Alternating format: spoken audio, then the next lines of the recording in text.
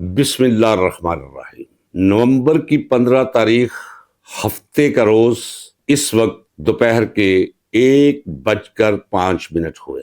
تقریباً 2 گھنٹے پہلے ویڈیو آن ایئر ہوئی ہے میری، جس میں میں نے کہا تھا کہ استعفے یہ بارش کے پہلے قطرے ہیں، اس کے بعد موسلا دھار بارش ہوگی استعفوں کی۔ لاہور ہائی کورٹ کے جسٹس شمس محمود مرزا نے بھی استعفیٰ دے دیا ہے۔ میرا موضوع 27ویں غیر آئینی ترمیم اور اس کے بطن سے پھوٹنے والی انار کی بد نظمی اور تبدیلی جو نوشتہ دیوار ہے، اس پہ بات کروں گا۔ دوسرا، میں نے یہی ویڈیو جس کا میں نے ابھی آپ سے ذکر کیا ہے، جو 2 گھنٹے پہلے آن ایئر ہوئی ہے، استعفوں یعنی مزید استعفوں کی خبر کے ساتھ، جس کی تصدیق یہ ابھی شمس محمود مرزا کا استعفیٰ ہے، تصدیق ہو گئی۔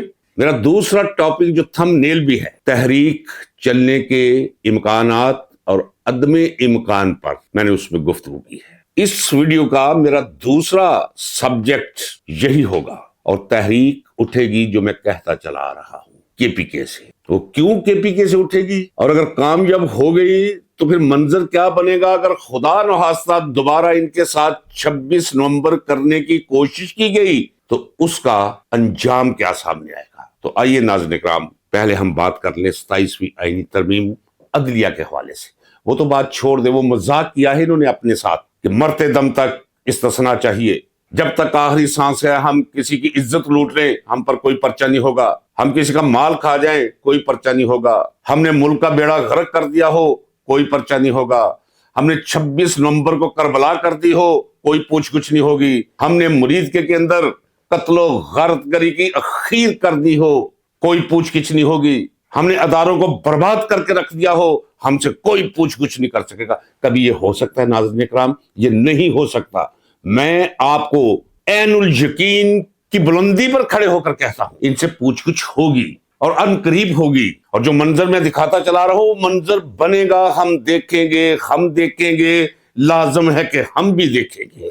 جب ظلم و ستم کے کوہ گراں روئی کی طرح اڑ جائیں گے، جب مظلوموں کے پاؤں تلے یہ دھرتی دھڑ دھڑ دھڑکے گی، جب اہل ظلم کے سر اوپر بجلی کڑکڑ کڑکے گی، ہم دیکھیں گے، لازم ہے کہ ہم بھی دیکھیں گے۔ میں اور آپ، ہم سب تو دیکھیں گے، یہ بھگتیں گے جو آج ظلم کی بھٹی گرم کیے ہوئے ہیں۔ ناظرین اکرام، آئیے پہلے شمس محمود مرزا کے استعفے پر بات کر لیں، اس کے بعد استعفوں کی بھرمار ہوگی۔ کیوں؟ وہ اس لیے کہ جوڈیشری کی جو حالت کر دی گئی ہے، میں پہلے بھی کہہ چکا ہوں اور مسلسل کہتا چلا رہا ہوں کہ اب سپریم کورٹ اور ہائی کورٹ میں بطور جج وہی بیٹھے گا جس کی رگوں کے اندر اس محلے کا خون ہوگا، یا اس کے برابر کی کچھ شے ہوگی گردش کرتی ہوئی۔ کوئی با عزت شخص، کوئی با غیرت شخص جج بن کر اس کرسی پہ بیٹھ نہیں سکتا۔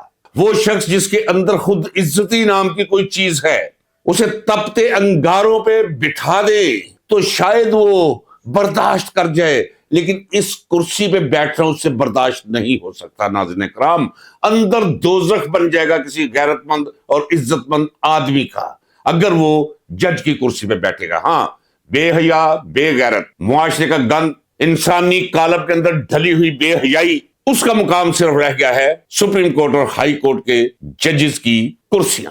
باقی تو بات چھوڑے اور ذرا غور کیجئے، اور یہ قرب قیامت کی نشانیاں ہیں، اور قرب قیامت کی نشانی چھوڑیے، جو تباہی بربادی آنے والی ہے، جو پھوٹنے والی ہے، عدلیہ کو اس حد تک بے بس کر دینے کے بطن سے اس کا اشارہ مسرت خلالی، اسے کہہ دیا نا بابا نا، میں یہ ذلت مول لینے کے لیے تیار نہیں، یعنی انکار کر دیا ہے مسرت ہلالی نے، جسٹس سپریم کورٹ، کہ میں یہ نام نہاد آئینی عدالت کا حصہ بننے کے لیے تیار نہیں ہوں۔ ذرا غور کیجئے ناظرین اکرام، معاملات کس طرف جا رہے ہیں۔ کے پی کے بارے میں بتاتا چلا رہا ہوں، مسلسل اس وقت بھی میں بتاتا چلا رہا تھا کہ عوام کہاں کھڑے ہیں۔ علی امین گنڈا پور جو کچھ کر رہا تھا، عوام اس کے خلاف دائرے میں کھڑے تھے، عوام احتجاج کے دائرے میں کھڑے تھے، عوام ناراضی پن کے دائرے میں کھڑے تھے، عوام مرکز گریز دائرے میں کھڑے تھے، عوام ایسے پاکستان کی جو شکل انہوں نے بنا کر رکھ دی ہے سے گریز اور گریز سے آگے بڑھ کر بغاوت کے دائرے میں کھڑے تھے، اور میں چیختا چلاتا چلا رہا تھا۔ انہیں بڑا ناز تھا، انہیں بڑا فخر تھا، یہ کہتے تھے جناب دیکھیں پی ٹی آئی کے اندر تو پھوٹ پڑ گئی، اور اشارہ دیا کرتے تھے، مثال دیا کرتے تھے کہ پی کے جہاں 2/3 میجارٹی سے عوام نے منتخب کیا پی ٹی آئی کے لوگوں کو، کہاں گئی وہ پھوٹ؟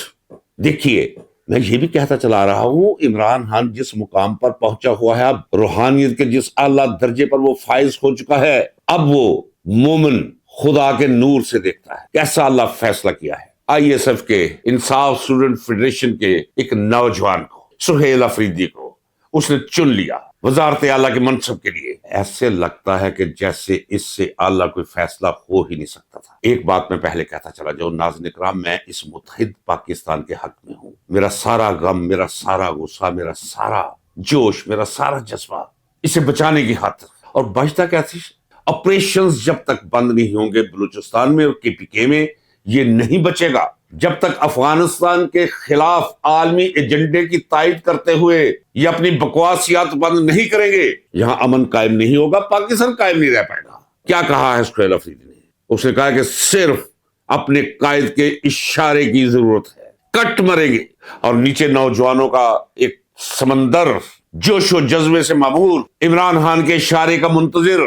اس دفعہ 26 نومبر کرو گے ان کے ساتھ تو میں لکھ کر دے دیتا ہوں، دستخط کر کے دے دیتا ہوں، پاکستان نہیں بچے گا، کے پی کے علیحدہ ہو جائے گا۔ وردیاں پہننی چھوڑ دیں گے کے پی کے کی زمین پر، ہر وہ ایجنسی جس کا تعلق مرکز کے ساتھ ہے ان کے لیے زمین تنگ کر کے رکھ دیں گے پشتون، اور وہاں سے ابھرتی ہوئی ایک تحریک مجھے دکھائی دے رہی، اور اس دفعہ اس تحریک کو نہ دبایا جا سکے گا، نہ گولیوں سے ڈرایا جا سکے گا، نہ خون بہا کر اسے وحشت اور دہشت زدہ کیا جا سکے گا۔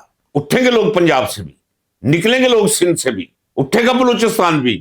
یہ وہ منظر ہے، میں کہتا ہوں یہ سما حراشی ہی صحیح، اسے گوارا کر لے۔ میں جو منظر کھینچتا چلا رہا ہوں پاکستان کی عدم سالمیت کے حوالے سے، وہ سب کچھ آپ کے سامنے آتا چلا جا رہا ہے۔ میں کہتا چلا رہا ہوں کہ یہ اپنے تحفظ کے لیے جو قدم بھی اٹھائیں گے، ان کے عدم تحفظ کی وجہ بن جائے گا وہ۔ چلیں آپ کو یہ مستقبل قریب کی میں کہانی سنا دیتا ہوں۔ یہ تو ہے نا 10 سال ہم رہیں گے، 5 سال تک فلاں آ گیا، 14 تک وہ آ گیا۔ ناظرین کرام، یہ ہفتوں اور مہینوں کے اندر اس طرح غائب ہوں گے جس طرح گدھے کے سر پہ سنا کبھی سینگ ہوا کرتے تھے، وہ غائب۔ انہیں ڈھونڈنا پڑے گا، انہیں واپس لانا پڑے گا۔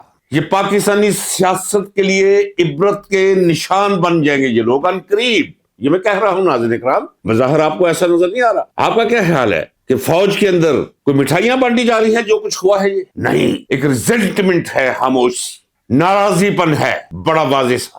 حیران و پریشان ہیں اس ادارے کے اندر نوکری کرنے والے، انہیں علم ہے جس طرح آپ کو علم ہے اور مجھے علم ہے کہ موجودہ فوجی قیادت پاکستان کو تباہی کے دھانے کی طرف تیزی سے لے جا رہی، اور اگر روکا نہ گیا، ان کے آگے دیوار نہ بنا گیا تو پاکستان کو برباد کر کے یہ رکھ دیں گے۔ ناظرین کرام، پر امید رہیے، لیکن اپنے آپ کو بھی تیار کیجیے۔ ناظرین کرام، آپ کا پاکستان ہے، یہ آپ کا گھر ہے، کسی کے ماما جی کی جاگیر نہیں ہے۔ ان کو تو پتہ ہی نہیں چلتا، یہ تو 100 200 250 300 روپیہ کونے خدرے لگا کے یہ بھاگنے کی مکمل تیاری کیے ہوتے ہیں۔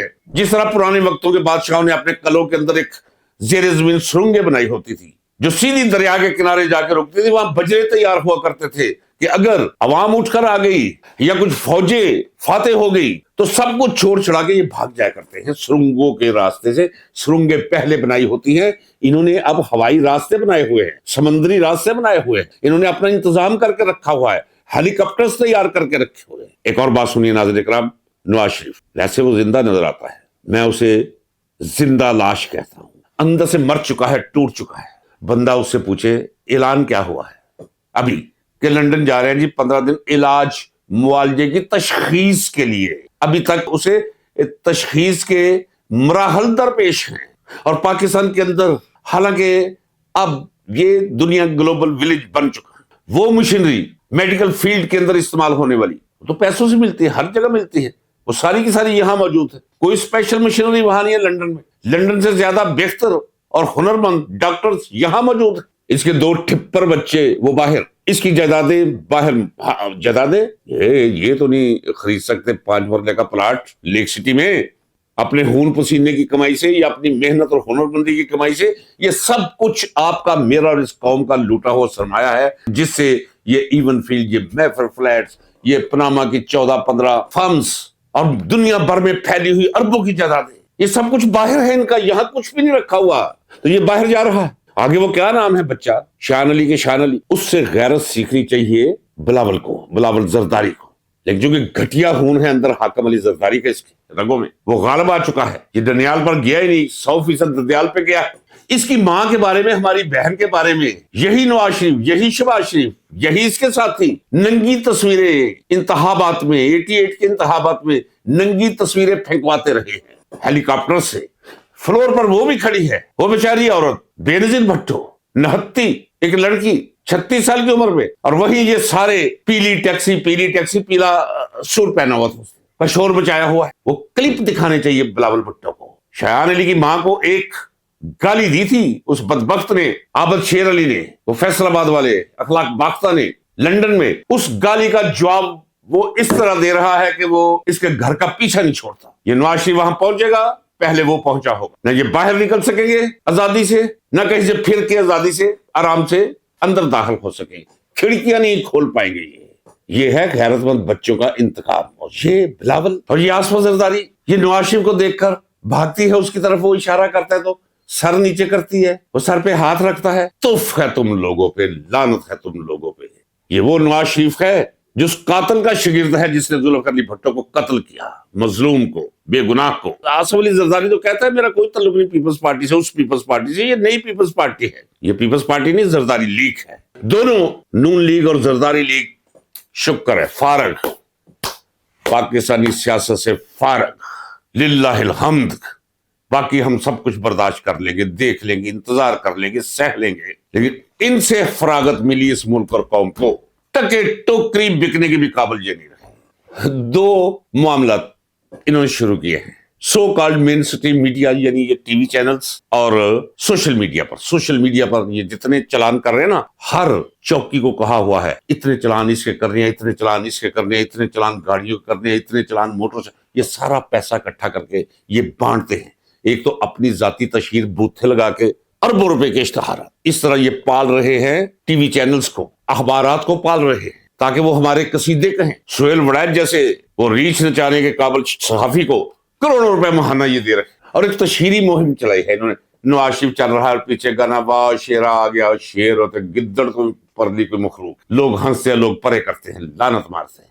دوسرے انہوں نے کیا کیا ہے کہ عمران خان کی کریکٹر اسیسینیشن کا سلسلہ دوبارہ شروع کیا ہے. آج میں دیکھ رہا تھا ایک بکے ہوئے مین سٹریم چینل پر کہ ایک عورت ہے، اس نے کتاب لکھی ہے، اس میں لکھا ہے کہ پتہ نہیں یہ پیرنی سب کچھ چلا رہی تھی، پیرنی یہ کر رہی تھی، یعنی بشرا بی بی کے بارے میں کہہ رہے ہیں جس پر یہ ظلم ڈال رہے ہیں، ناجائز اسے اندر رکھا ہوا ہے قابل احترام خاتون کو. اور عمران خان کے بارے میں پتہ نہیں کیا کیا بکواسیات کر رہے تھے. انہیں یہ سمجھ نہیں آئی اور یہ سمجھنے کی کوشش بھی نہیں کرتے. بہت سے عوامل ہے. 2024 فروری کو جو انتخابات ہوئے، پرچی کے ذریعے جو عوام نے انقلاب برپا کیا، اس انقلاب کے محرکات جہاں کہیں اور بھی تھے، ایک سب سے بڑا محرک جو ان کے گلے کا طوق بن گیا وہ مقدمہ تھا جو قائم کیا گیا بشرا بی بی پر اور عمران خان جیسے مرد کلندر پر کہ جناب عدت کے دوران ان دونوں نے نکاح کر لیا تھا اور مولوی لا کے بٹھا دی. مولوی کی کیا بات ہے، ہر مال بکے گا 2 آنے 2.5 آنے قیمت ہے، کچھ قیمت. میں بہت جانتا، میں تاریخی طور پہ بھی جانتا ہوں اس انسٹیٹیوشن سے وابستہ جسے ملائیت کہتے ہیں،